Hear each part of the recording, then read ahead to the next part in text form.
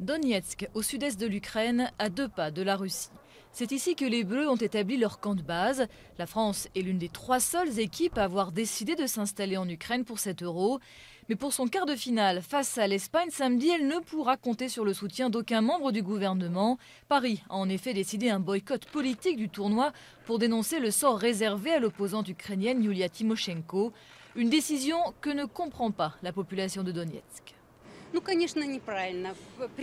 Bien sûr que c'est une mauvaise décision. Le sport et la politique internationale, ça n'a rien à voir. Ce sont 2 domaines différents. À mon avis, on ne devrait pas donner de points à la France à cause de cette décision. Je crois que tout le monde doit gérer ses problèmes tout seul. L'Ukraine ne se mêle pas des affaires de la France. Le fait d'avoir porté cette affaire de Tymoshenko au niveau européen et même international, c'est en quelque sorte humiliant pour le pays. Ça ne devrait pas se passer comme ça. Et le boycott français n'irrite pas que les habitants de Donetsk. Le sélectionneur ukrainien n'avait pas caché son agacement à la veille du match France-Ukraine. Le président de la République ne viendra pas demain au match parce qu'il estime que la situation de Yulia Tymoshenko pose problème.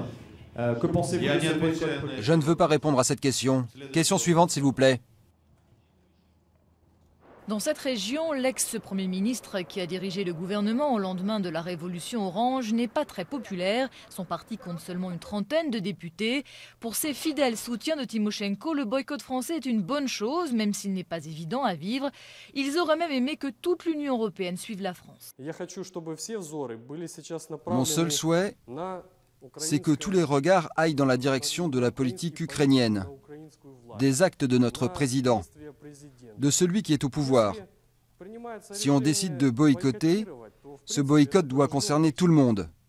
Aucun représentant d'État européen ne doit venir honorer les matchs. Lors des prochaines élections législatives en octobre, l'opposition espère bien battre le président Yanukovych.